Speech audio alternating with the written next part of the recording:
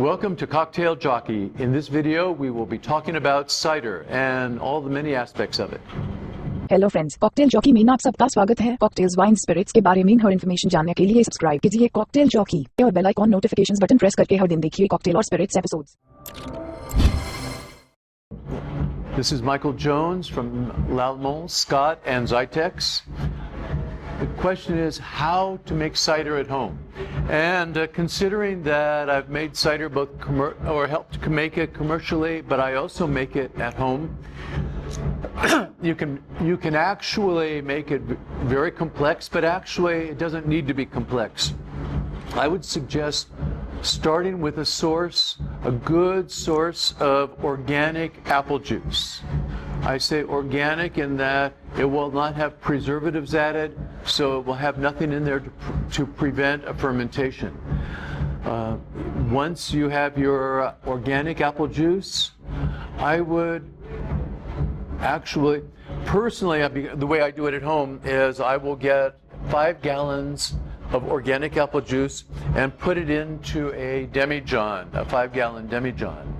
I will add yeast, and you can get wine yeast from, well, I guess a home winemaker supply from probably a good brewery would have yeast that they might be willing to sell you. I get mine from friends that have wineries. You rehydrate the yeast as you would for making wine, basically. It's about a 20 to 30 minute step to rehydrate the yeast. Once it is alive and actively started, add it to your juice.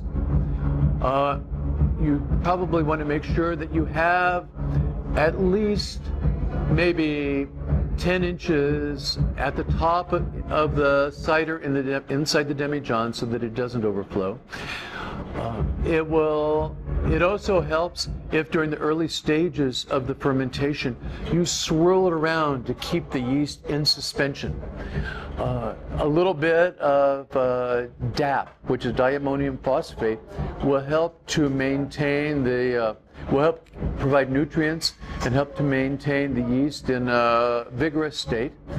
Generally speaking, I would say a good apple fermentation will take about 1 to 2 weeks.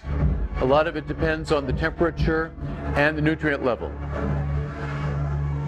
Keep your temperature not too, I would say not too cold, not too hot. I would say around 20, 21 degrees should be fine for the fermentation. And it should go to completion, as I said, within about 2 weeks. At that point, the yeast will die, will settle, and after it's died and has stopped fermenting, I would make sure you have a top on the demijohn. As a matter of fact, before it's finished fermentation, I would use a fermentation lock in the top of the demijohn to allow for the escape of the gas, but to keep the entry of air away, or also any bugs.